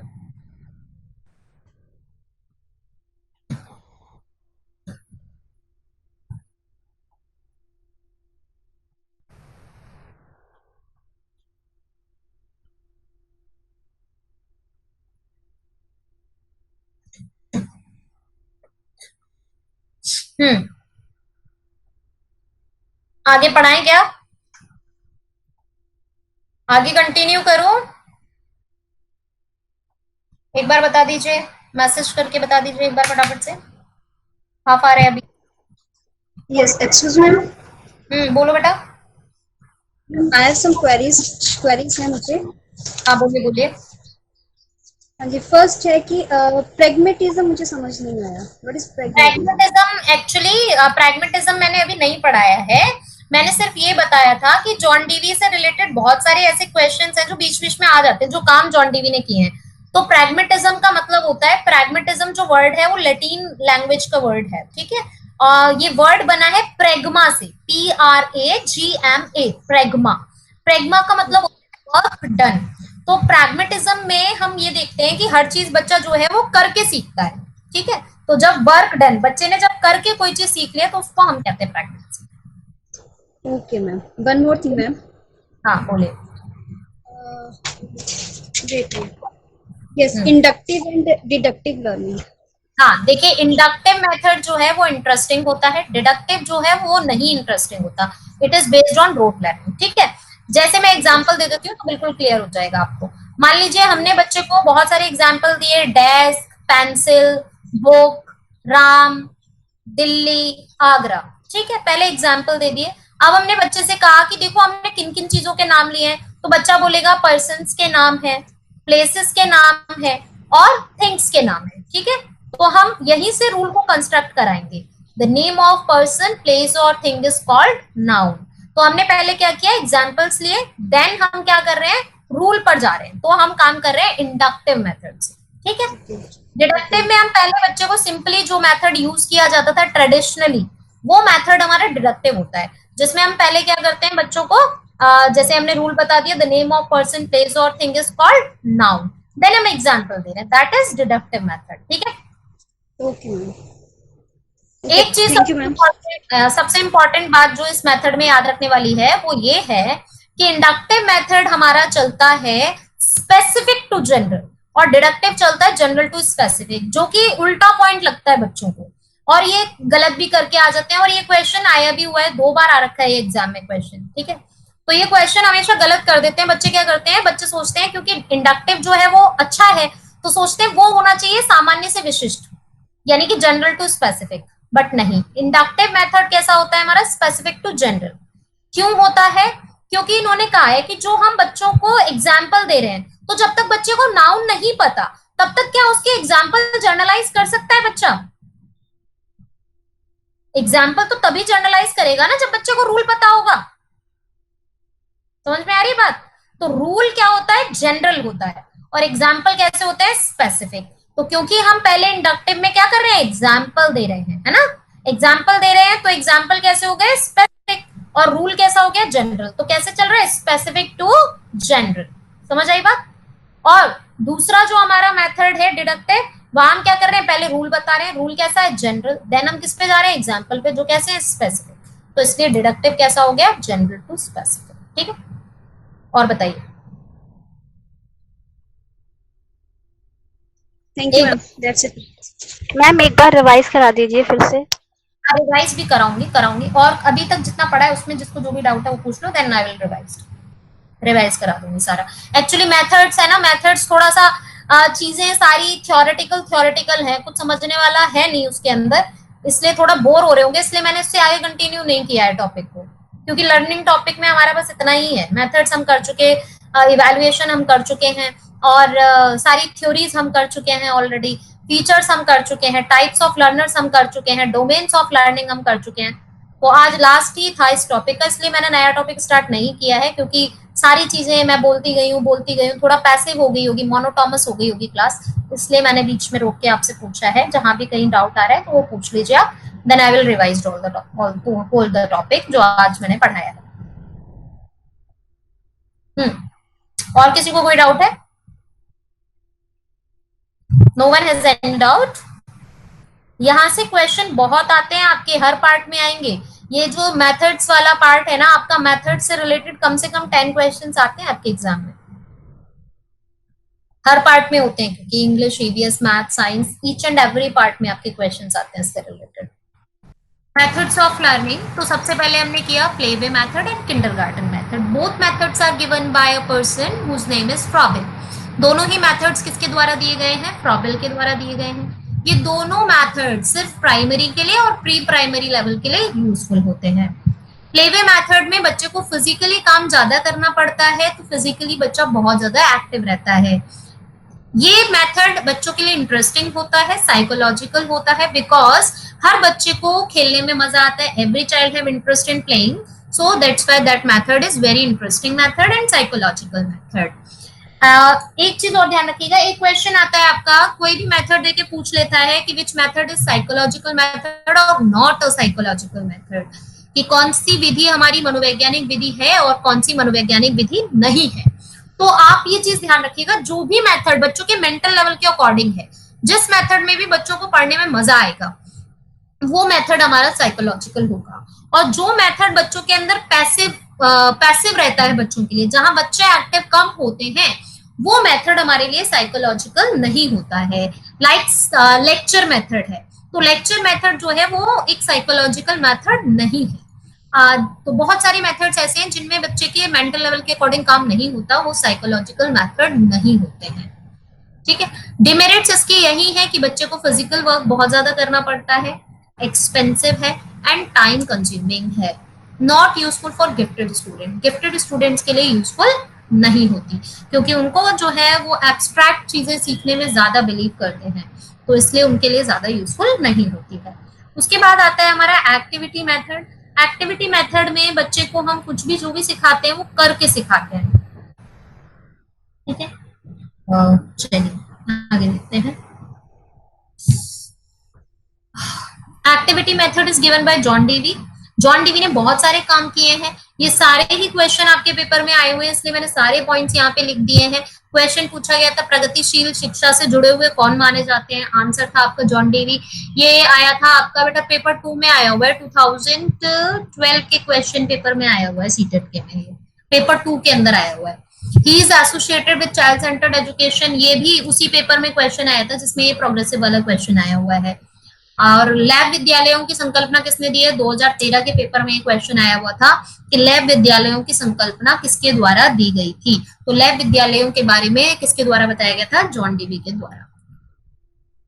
क्वेश्चन आया था फादर ऑफ प्रैग्मेटिज्म वाला क्वेश्चन नहीं आया है, ये मैंने आपको जस्ट ऐसे ही लिखा दिया है। फादर ऑफ एक्सपीरियंशियल करिकुलम, अनुभवजन्य पाठ्यक्रम। अनुभवजन्य पाठ्यक्रम ऐसा होता है जिसमें बच्चे के सेंसेस का इन्वॉल्वमेंट ज्यादा होता है, जहां पे बच्चा हर चीज को करके सीखता है। Philosophical father of project method है, ये क्वेश्चन आपका साइंस पेडागोजी में आया हुआ है, 2013 के क्वेश्चन पेपर में आया हुआ है। ये क्वेश्चन पूछा गया था कि who is the philosophical father of project method. ठीक है, तो philosophical of father of project method is John Dewey, because he give the idea of project method.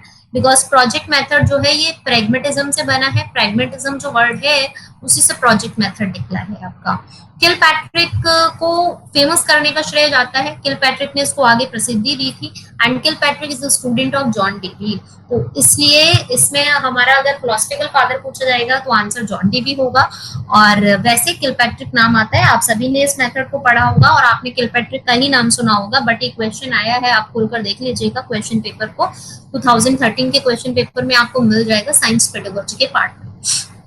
Structure of activity method, structure of activity method जो है इसको हम 3 part में बांटते हैं। सबसे पहले pre content activity, then content activity, then post content activity. For example, जैसे मान लीजिए अभी दिवाली का त्योहार आने वाला है, तो बच्चों से हम कहते हैं कि आप दिवाली वाले दिन क्या क्या करते हो, तो कोई बच्चा बोलता है कि मैम हम रंगोली बनाते हैं, कोई बोलेगा हम दीपक बनाते हैं, दीपक सजाते हैं, डेकोरेट करते हैं, गार्लेंड्स बनाते हैं। तो हमने पहले क्या किया, बच्चों के इंटरेस्ट ले लिए। अब हमने क्या करना है, उसी से रिलेटेड एक्टिविटीज को चूज कर लेना है। ठीक है, तो पहले हम बच्चों के बारे में जान रहे हैं, जो भी चीजें उनकी नॉलेज के बारे में जान रहे हैं, that is the part of pre content activity. Pre content activity करते समय हम ध्यान रखना चाहिए कि हर बच्चा एक्टिवेटेड हो, हर बच्चा जो है एंगेज्ड हो, हर बच्चा मोटिवेटेड हो। ठीक है, कंटेंट एक्टिविटी, अब आपने वो एक्टिविटी आप करा रहे हैं, बच्चों को आपने दीपक डेकोरेशन के लिए दे दिया, बच्चा एक्टिविटी कर रहा है। When a child done the activity during that period, you should facilitate, आप बच्चों को ऑब्जर्व करें। तो ये सारी चीजें हमारी ड्यूरिंग द कंटेंट एक्टिविटी होती हैं। ठीक है, उसके बाद आता है पोस्ट कंटेंट एक्टिविटी। जब बच्चे ने पूरी एक्टिविटी कर ली है तो आप बच्चों से कलर आइडेंटिफिकेशन के बारे में पूछ रहे हैं, तो वो किसका पार्ट आ जाएगा, पोस्ट कंटेंट एक्टिविटी का।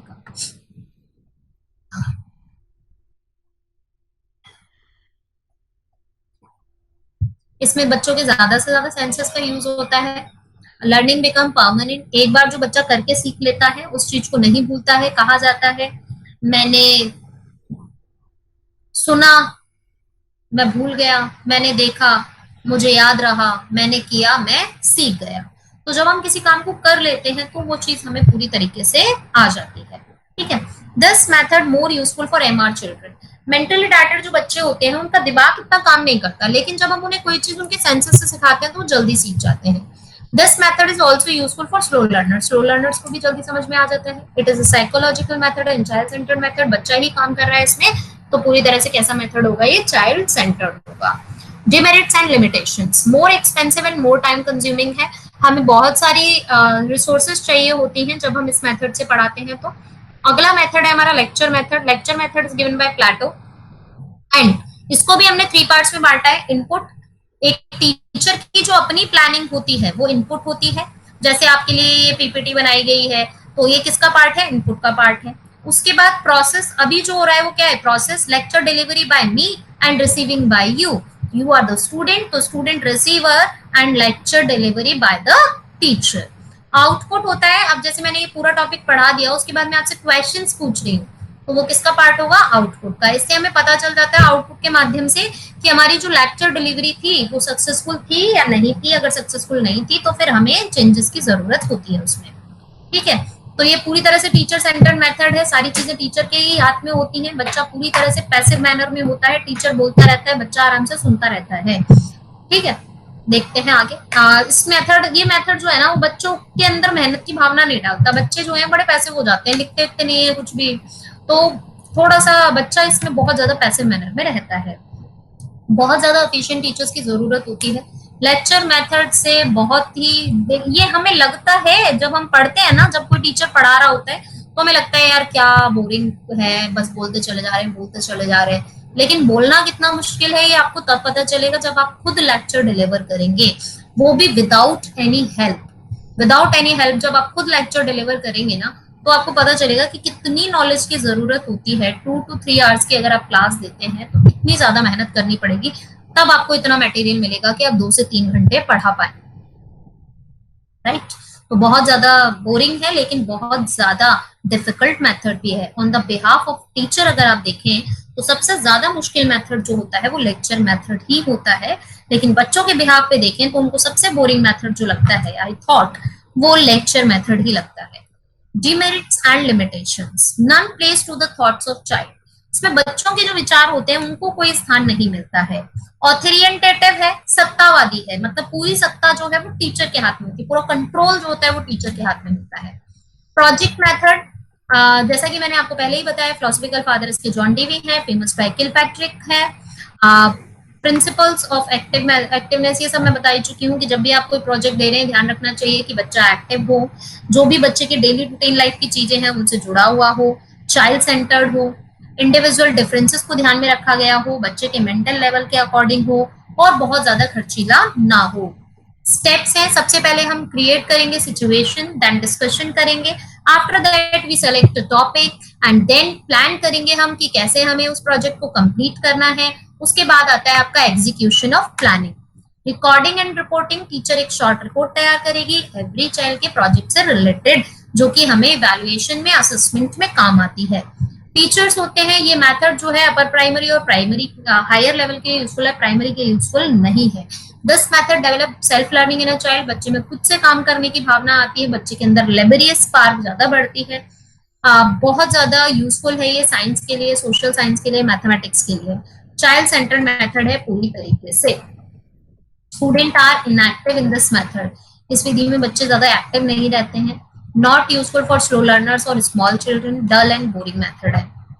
इसके बाद आता है आपका डॉल्टन मेथड। डॉल्टन मेथड में हम एक टॉपिक बच्चे को चूज करवा देते हैं, बाकी सारा काम बच्चे को ही करना होता है, टीचर का काम सिर्फ इवैल्यूएशन का होता है। ये टोटली चाइल्ड सेंटर्ड मेथड होता है और सारा कुछ बच्चों के ऊपर ही होता है। इसमें बच्चे जो गिफ्टेड बच्चे होते हैं उनके लिए यूजफुल है। भारत जैसे डेवलपिंग देशों के लिए यूजफुल नहीं है, डेवलप्ड कंट्रीज में ही पॉसिबल है, बिकॉज इसमें बहुत ज्यादा रिसोर्सेज की जरूरत होती है। तो ये एक्सपेंसिव मेथड होता है और बच्चों के लिए, छोटे बच्चों के लिए यूजफुल नहीं होता। इंडक्टिव मेथड हमारा एग्जाम्पल टू रूल चलता है, स्पेसिफिक टू जनरल चलता है। Excuse me, ma'am. हाँ बोलो बोलो। Ma'am, can you please explain the Dalton method again? Dalton method में क्या होता है, एक टॉपिक हम दे देते हैं बच्चे को, और बच्चे को नहीं, हम नहीं देते, टॉपिक भी बच्चा खुद ही चूज करता है, इसीलिए हम इस मेथड को कॉन्ट्रैक्ट मेथड कह रहे हैं। यानी इसमें पढ़ाई का ठेका बच्चे को दे दिया जाता है। ठीक है, जैसे हम बच्चे ने कोई भी अपनी चॉइस से टॉपिक चूज कर लेना है, उसके बाद उसको टाइम अलॉट किया जाता है कि ये 3 मंथ के अंदर देखा जाएगा, इस टॉपिक को 3 मंथ के अंदर टीचर इवेलुएट करेगा। इन बिटवीन टीचर की कोई हेल्प नहीं मिलती है बच्चे को, बच्चे को अपने आप जो भी उसके पास रिसोर्सेज है उनसे वो काम कंप्लीट करना होता है इन बिटवीन 3 मंथ। तो पूरी तरह से चाइल्ड सेंटर्ड मेथड होता है, सिर्फ हायर लेवल के लिए हम यूजफुल हो सकता है क्योंकि वो बच्चा अपने आप कर सकता है काम को। गिफ्टेड बच्चों के लिए ज्यादा यूजफुल होता है क्योंकि जो उनके एक्स्ट्रा पोटेंशियल होती है उसको हम यूज कर सकते हैं। ठीक है, बच्चे में सेल्फ लर्निंग को बहुत ज्यादा डेवलप करता है, सेल्फ कॉन्फिडेंस को भी डेवलप करता है बच्चों के अंदर ये, और बहुत ज्यादा रिसोर्सेज की जरूरत है, इसलिए इंडिया जैसे डेवलपिंग कंट्रीज में यूजफुल नहीं है। एक्चुअली देखिए ये जो मेथड है ना डॉल्टन, ये डॉल्टन एक जगह है यूएसए में, एक शहर का नाम है, वहां पे इसको इजाद किया गया था हेलन पार्कहर्स्ट के द्वारा, और ये यूएसए के ही थे, तो इसीलिए इस मेथड का नाम जो है वो डॉल्टन मेथड है। तो इस मेथड में बच्चे को पूरी फ्रीडम होती है, अपनी चॉइस से कोई भी एक टॉपिक सेलेक्ट करके एक पर्टिकुलर टाइम उसको दे दिया जाता है, उसके बाद उसको चेक कराना होता है। तो ये मेथड जो है भारत जैसे देशों के लिए बिल्कुल भी यूजफुल नहीं है, केवल गिफ्टेड बच्चों के लिए यूजफुल है, सारे बच्चों के लिए हम इसे यूज भी नहीं कर सकते हैं। स्लो लर्नर्स के लिए यूजफुल नहीं है और छोटे बच्चों के लिए भी यूजफुल नहीं है, ये इसकी खानी है। क्लियर हो गया? क्लियर बेटा? Yes, ma'am. Okay. Inductive method जो होता है, देखिए इंडक्टिव और डिडक्टिव मेथड जो है हमारे ग्रामर टीचिंग के, मैथ्स पढ़ाने के और ग्रामर पढ़ाने के लिए सबसे ज्यादा यूजफुल मेथड होते हैं, और इनके क्वेश्चन, बहुत सारे क्वेश्चन आए हैं इंडक्टिव और डिडक्टिव से रिलेटेड, आपके क्वेश्चन पेपर्स को उठा के देखेंगे तो आपको मिलेगा। ठीक है, यही क्वेश्चन आया हुआ है, स्पेसिफिक टू जनरल वाला भी क्वेश्चन आया हुआ है आपके एग्जाम के क्वेश्चन पेपर में आया हुआ है क्वेश्चन। एग्जाम्पल टू रूल चलता है इंडक्टिव मेथड, सिंपल देखिए, इसको कहते हैं आगमन और इसको कहते हैं निगमन। ठीक है, तो डिडक्टिव को हम क्या कहते हैं? निगमन, नी से निगमन, नी से नियम। तो निगमन कैसा चलता है? नियम से उदाहरण, दूसरा अपने आप कैसा हो जाएगा? उदाहरण से नियम हो जाएगा। ठीक है, तो इंडक्टिव और डिडक्टिव मेथड जो होते हैं, इंडक्टिव जो होता है वो चाइल्ड सेंटर्ड होता है, लेकिन डिडक्टिव जो होता है वो कैसा होता है? Teacher centred. यानी डिडक्टिव मेथड में टीचर अपने हिसाब से पहले रूल पढ़ाता है, टीचर को सहूलियत होती है इसमें, लेकिन जो इंडक्टिव मेथड होता है उसमें बच्चों के हिसाब से काम किया जाता है, तो बच्चों के बिहाफ पे ज्यादा बेटर मेथड रहता है।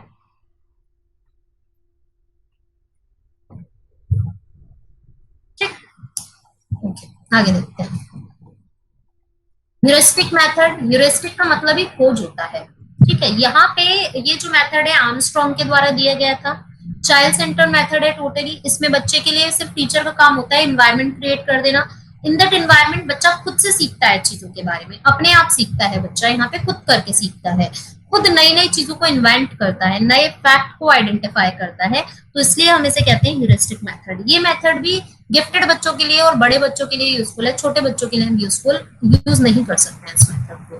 ठीक है, तो यही इसकी एक डिमेरिट भी है कि स्लो लर्नर के लिए और छोटे बच्चों के लिए यूजफुल नहीं है। डेमोन्स्ट्रेशन मेथड, इसमें कोई भी टॉपिक हम बच्चों को डेमोन्स्ट्रेट करके पढ़ाते हैं।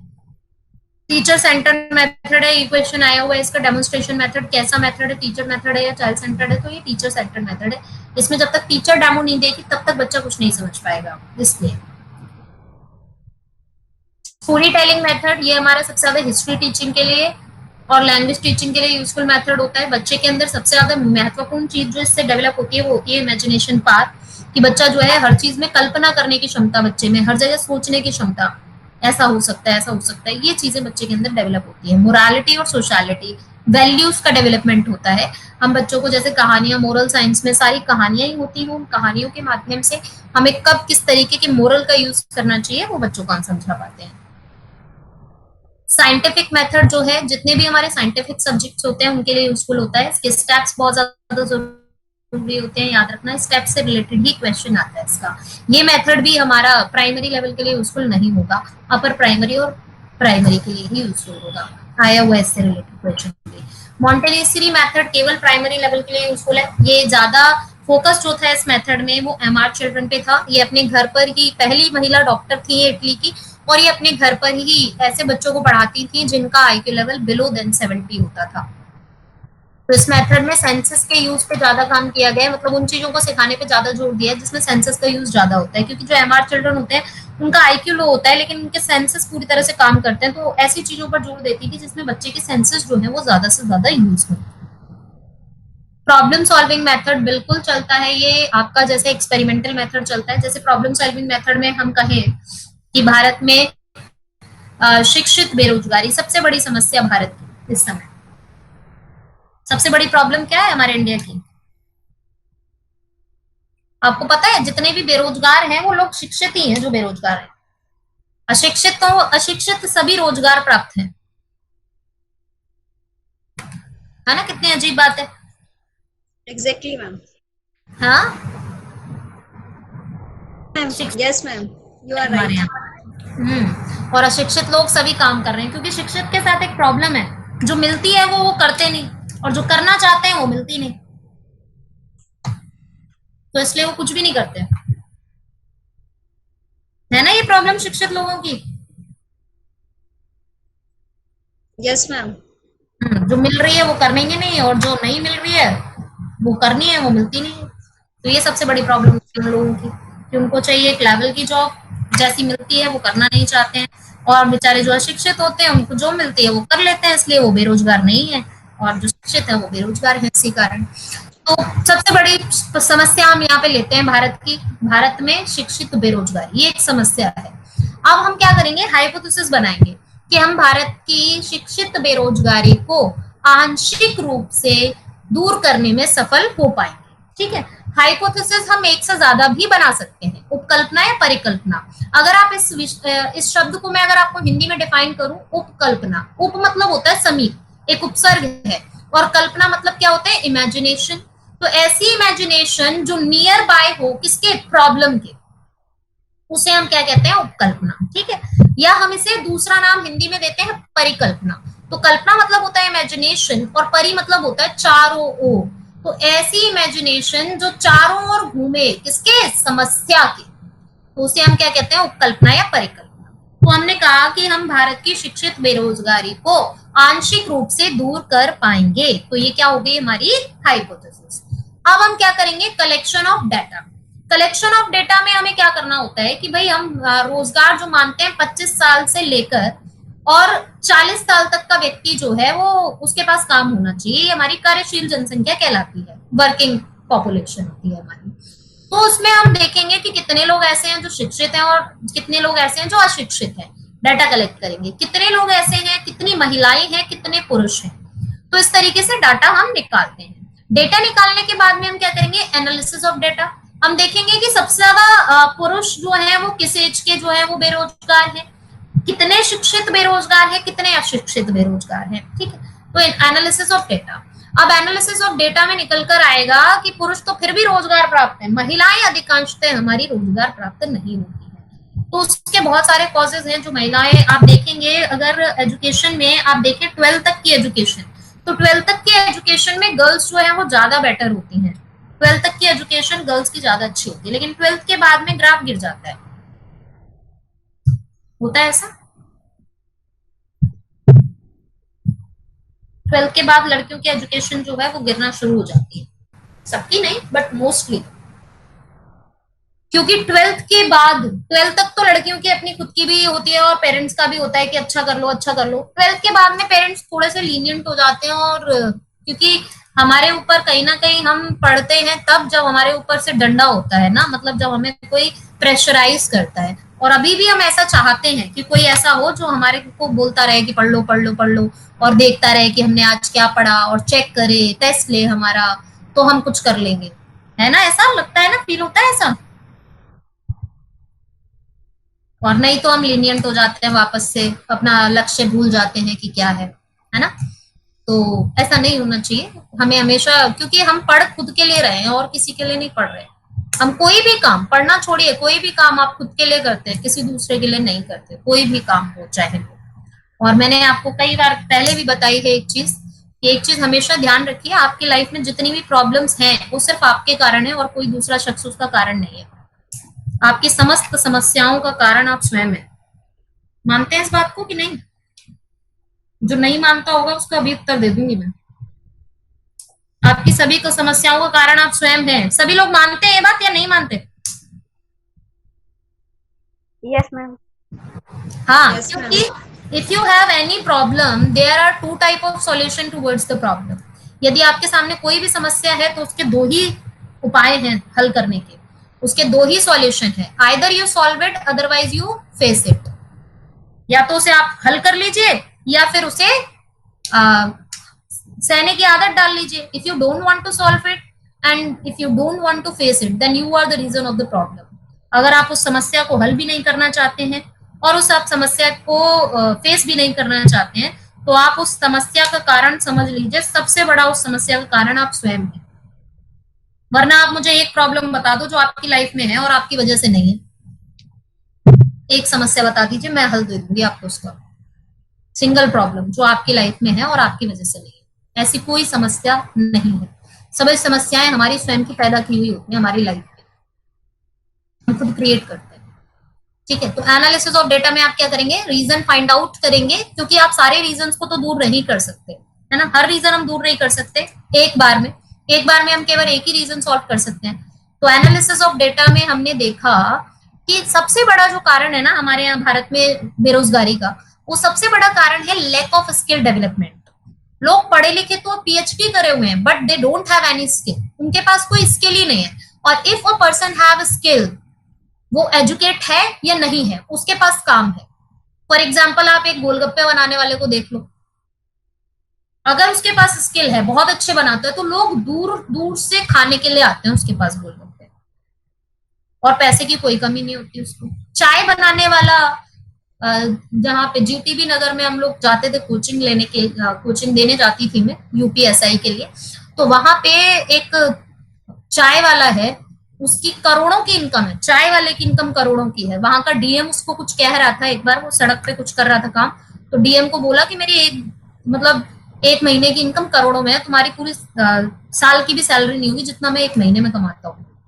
वो डीएम को बोल रहा था, जो कि इतना पढ़ा लिखा है, हाई लेवल का बंदा, और एक बंदा जो बिल्कुल पढ़ा लिखा नहीं है बट उसके पास स्किल है, जिसके बल पे वो इतना कुछ कर पाता है। तो सबसे बड़ा रीजन है lack of skill development.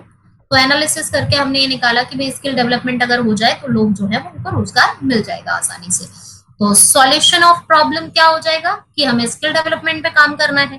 Then आप वेरीफाई कर लेंगे कि हाँ भाई, अगर हम स्किल डेवलपमेंट को ले आते हैं तो हम काफी हद तक बेरोजगारी को दूर कर पाएंगे। कंक्लूजन निकलेगा कि उपयुक्त आधार पर ये निष्कर्ष निकलता है कि भाई हमने ये समस्या थी, इसका ये हल ढूंढ के निकाल लिया।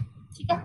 रोल प्ले मेथड होता है, जैसे मैंने आपको बताया कि अगर आप बच्चे को पार्लियामेंट के बारे में पढ़ा रहे हो तो आप वैसे बताते हो बच्चे को कि एक अपोजिशन होती है लोग उसमें, और दो पक्ष होते हैं, पक्ष होता है, विपक्ष होता है, स्पीकर होता है। ये सब बताने की बजाय अगर आप वो क्रिएट कर दें क्लासरूम में और संसद की कार्रवाई होती हुई दिखाएं कि संसद की जो कार्रवाई है वो शुरू होती है प्रश्नकाल से, है ना। सबसे पहले एक क्वेश्चन उठाया जाता है, फिर बीच में जो इंटरवल होता है वो शून्यकाल होता है, तो बच्चे को ज्यादा बेटर तरीके से समझ में आएगा। ऐसे ही मैथ्स में एक क्वेश्चन आया था, मैंने आपको बताया भी था कि क्वेश्चन आया था मनी काउंटिंग के बारे में। अगर हम बच्चों को पढ़ा रहे हैं तो मनी काउंटिंग को पढ़ाने के लिए अगर हम रोल प्ले के माध्यम से बच्चों को पढ़ाएंगे तो ज्यादा बेटर तरीके से बच्चों को समझ में आएगा। ठीक है। और बाकी तो अभी हमने लास्ट में पढ़ाई था। क्लास का टाइम भी हो गया है। हाँ जी, और कुछ अभी किसी को कोई प्रॉब्लम है तो पूछ सकता है, कोई डाउट है तो पूछ सकता है। मैम, आपने लास्ट हिंदी क्लास में क्या टॉपिक पढ़ाया था? लास्ट हिंदी क्लास में पढ़ाया था बेटा शब्द संपदा, जिसमें आपके तत्सम, तद्भव, देशज, विदेशज, संकर, ये सारे शब्द आते हैं ना, जितने भी तरीके के शब्द होते हैं वो। मैम, मैं वो वाली क्लास नहीं ले पाई थी, तो मैं अब जो रिकॉर्डेड वीडियो है मैम वो कहाँ मिलेगी मुझे? वो जो मैम आपकी क्लासेस अरेंज करती हैं आप उनसे ले सकते हो। ओके। ठीक है। हाँ, मैम साइंटिफिक वाला बता दो, साइंटिफिक मेथड। क्या बता दूं? Scientific method. साइंटिफिक मेथड बिल्कुल आपका प्रॉब्लम सॉल्विंग समझाया ना मैंने, बिल्कुल वैसा ही है, सिर्फ एक अंतर है। यहाँ पे तो आप सॉल्यूशन ऑफ प्रॉब्लम निकालोगे प्रॉब्लम सॉल्विंग मेथड में, साइंटिफिक मेथड में वहीं पे एक्सपेरिमेंट आ जाएगा। जैसे मैं एग्जांपल दे देती हूँ, मान लो मैंने कहा कि एक्स वाई जेड की आईक्यू हमें देखनी है, ठीक है। तो सबसे पहले प्रॉब्लम क्या हो गई आपके सामने, एक्स वाई जेड का आईक्यू लेवल निकालना। उसके बाद आप क्या करेंगे, हाइपोथेसिस बनाएंगे कि एक्स वाई जेड का आईक्यू लेवल जो होगा वो एवरेज होगा, ठीक है। हाइपोथेसिस बनाने के बाद में आप डेटा कलेक्ट करेंगे उसकी, जहां जहां से आपको आईक्यू पता चल सकती है। उसके बाद आप क्या करेंगे, एनालिसिस ऑफ डेटा करेंगे, जो भी आपने डेटा निकाला है कि कौन सी चीजें इसकी ज्यादा बेटर है। एनालिसिस ऑफ डेटा के बाद में आ जाएगा आपका एक्सपेरिमेंट। मान लीजिए आपने किसी भी एक कोई भी साइकोलॉजिस्ट है, उसका आपने एक्सपेरिमेंट पेपर, उसका मैनुअल जो होता है वो ले लिया आपने, और वो उसमें कुछ 100 क्वेश्चंस हैं जो आप जिसका एक्सपेरिमेंट करने जा रहे हैं उससे वो 100 क्वेश्चन सॉल्व कराएंगे। जब उसने वो 100 क्वेश्चन सॉल्व कर दिए, ईच क्वेश्चन की मार्किंग होती है, मार्किंग देखेंगे आप, पूरा वो सॉल्व करेंगे। सॉल्व करने के बाद में आपके सामने रिजल्ट आएगा। मान लीजिए उसके 120 नंबर आए हैं, तो आप देखेंगे 120 नंबर वाला बच्चा किस में आ रहा है, एवरेज में आ रहा है, बिलो एवरेज में आ रहा है, सुपीरियर में आ रहा है, वेरी सुपीरियर में आ रहा है, ठीक है। तो आपको रिजल्ट मिल जाएगा उसका। देन आप क्या करेंगे, आपने जो हाइपोथेसिस बनाई थी उसको वेरीफाई करेंगे कि हाँ ये बच्चा अबव देन एवरेज वाला बच्चा है, तो वेरीफाई हो जाएगी आपकी जो आपने हाइपोथेसिस बनाई थी। एंड आफ्टर दैट आप रिजल्ट लिख देंगे कंक्लूजन में, कि उपयुक्त विवरण के आधार पर ये साबित हो जाता है कि भाई फलाने फलाने की जो आईक्यू लेवल है वो इतना है। ठीक है जी, तो पढ़ने पे ध्यान दीजिए भाई, कुछ भी बिना करे नहीं होता है। जैसा कि मैंने आपको बताया कि आपकी सभी समस्याएं आपके द्वारा ही उत्पन्न की गई हैं, और कोई भी समस्या ऐसी नहीं है जो आप खुद से सॉल्व ना कर पाओ। तो अपने आप का जीवन दुखी ना बनाए। मेरी खुद की लाइफ देख लो आप, सबको लगता है कि दूसरे की लाइफ अच्छी है, गवर्नमेंट जॉब है, सब कुछ है, लेकिन फिर भी काम कर रहे हैं ना, फिर भी एक्स्ट्रा काम भी कर रहे हैं। अभी देखो ये सब मैंने पेपर्स बना के रखे हैं, अभी स्कूल का रिकॉर्ड बना के रखा है। केवी में जॉब करना इज नॉट इजी, केवी में बहुत ज्यादा काम होता है, आपको बहुत एफिशिएंट होना पड़ता है केवी में काम करने के लिए। टाइपिंग भी करनी पड़ती है, पूरे दिन लैपटॉप खोल के रखना पड़ता है। उसके बाद आप लोगों की क्लासेस होती हैं। उसके अलावा 2 बच्चे हैं मेरे पास, एक बेटी है एक बेटा है। बेटी 8 साल की है, बेटा है वो जस्ट अभी 1 ईयर का हुआ है 29 को। तो चलता है सब। और अभी आप ये मत सोचिए कि जब तक जॉब नहीं मिल रही है तब तक लाइफ बहुत बेकार है और जॉब मिलने के बाद बहुत अच्छी हो जाएगी, ये सिर्फ एक मिथ है। जॉब लगने के बाद आपकी लाइफ ऐसी हो जाएगी, ना आप घूम पाएंगे, ना आप पहन पाएंगे, खाने के लिए भी एक लिमिटेड टाइम होगा आपके पास में। तो जितना एंजॉय कर सकते हो ना जॉब से पहले कर लो, जॉब के बाद कोई एंजॉयमेंट नहीं होता है। मैं साक्षात एग्जाम्पल हूँ उसका। पैसा जरूर होता है, और फिर जब आप खुद कमाते हैं तो वो पैसा खर्च भी नहीं होता। हम मम्मी पापा के पैसे खर्च कर पाते हैं, अपना पैसा खर्च नहीं किया जाता इंसान से। और कुछ अगर डिमोटिवेट होते हैं तो भी आप बता दिया करिए, मैं मोटिवेशनल स्पीकर भी हूँ। हम स्कूल के बच्चों के लिए मोटिवेशनल स्पीकिंग का भी काम करते हैं, तो उसके लिए भी मैं आपको अच्छे से मोटिवेट कर सकती हूँ। ज्यादातर लड़कियों के साथ में बहुत प्रॉब्लम होती है, वो डिमोटिवेट बहुत जल्दी हो जाती है। मतलब एकदम से आता है कि मैं पता नहीं क्या कर लूं, और फिर एकदम से अपने आप मोराल इतना डाउन कर लेते हैं कि सोचते हैं भाड़ में जाए, मुझे कुछ नहीं करना है ना। तो ये चीज ध्यान रखो, आप किसी और के लिए नहीं कर रहे हो, अपने जीवन को अच्छा बनाने के लिए आप कर रहे हैं। और सबसे बड़ी बात, पैसा इतना मैटर नहीं करता, मेन होता है कि व्हाट इज आपकी खुद की एग्जिस्टेंस क्या है लाइफ में, वो बहुत जरूरी होता है। हमेशा आप पेरेंट्स के नाम से पहचाने जाओ या अपने हस्बैंड के नाम से पहचाने जाओ, वो जरूरी नहीं है। आपकी खुद की पहचान होनी चाहिए ऐसी कि आपके नाम से सबको पहचाने, मतलब आपके नाम से आपके पेरेंट्स को पहचाने, आपके घर में हस्बैंड वगैरह जो भी है आपके नाम से पहचाने जाए, है ना। चलिए जी, तो एक मोटिवेशनल आज एक थॉट बताती हूँ आपको, उसी के साथ क्लास को खत्म करते हैं। शायद मैंने पहले बताया हो या नहीं बताया होगा तो पहली बार सुन लीजिए, बताया हो तो दूसरी बार सुन लीजिए, और हर रोज इस पर अमल करिए। हम करते हैं और होता नहीं, यह पौरुषहीन कथन है। हम करते हैं और होता नहीं, यह पौरुषहीन कथन है। जो हम चाहेंगे वो होगा, इन शब्दों में जीवन है। यानी लोग क्या कहते हैं कि भाई हमने किया बट हुआ नहीं, तो ये वो लोग कहते हैं पौरुषहीन। पौरुष मतलब होता है मेहनत, हीन मतलब होता है बिना। ये वो लोग कहते हैं जो कि मेहनत नहीं करना चाहते, और जो मेहनत करना चाहते हैं वो क्या कहते हैं, जो हम चाहेंगे वो होगा, इन शब्दों में ही जीवन है। कि हम वो जॉब नहीं करेंगे जो हमको मिल गई by chance, by the way. हम वो जॉब करेंगे जो हम चाहते हैं। जब तक वो नहीं मिलेगी तब तक हम कोई जॉब नहीं करेंगे, ठीक है ना। तो इन चीजों पर ध्यान रखें और साथ में मेहनत करते रहे, हर चीज आपको जरूर अच्छी होगी। चलो ओके बच्चों, बाय।